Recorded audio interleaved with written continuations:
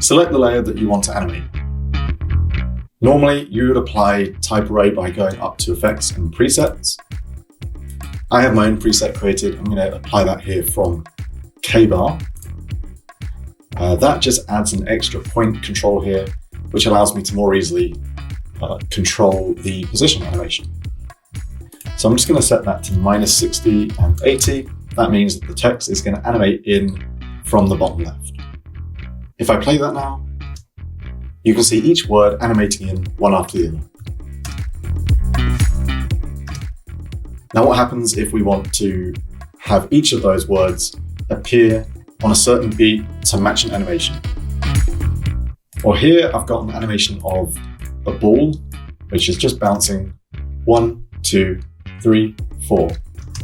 So let's say that we want to have each of those words appear on each bounce. Let's show our text layer again.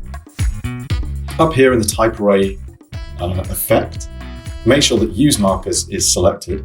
I'm going to open up the keyframes for the ball, and I've already colored it so we can see that each of these yellow keyframes is where the ball hits. That's where we want the word to start appearing.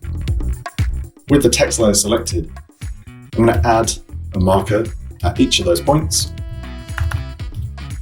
And if I go back to the beginning and play, you can now see that the words are coming in on the bounce. If we then later want to retime that animation, we're going to have to move the markers to account for that.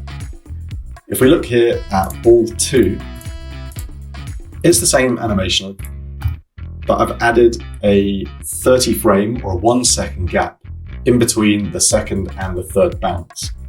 That looks like this.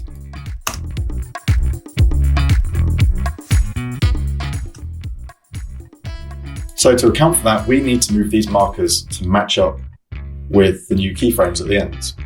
In this case, that's straightforward because we're just talking about 2 markers. You could easily just drag these manually and put them into position. But if we're talking about 10, 20, 50 different markers that all need to be moved, doing that one by one is going to be super frustrating.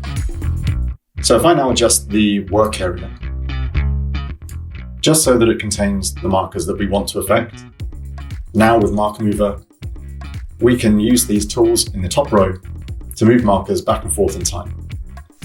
By default, MarkerMover uses frames. I'll select the text layer. When I click this, we'll move 1 frame forward, 1 frame back every time I click. We could change this to 30, or we could also click this to seconds. And now if I press it, we just move those markers 1 second into the future. They're now perfectly aligned with our keyframes, which were moved 30 frames or 1 second into the future. If I double click now on the work area, that'll return it to filling the full composition duration. If I go to the beginning and play,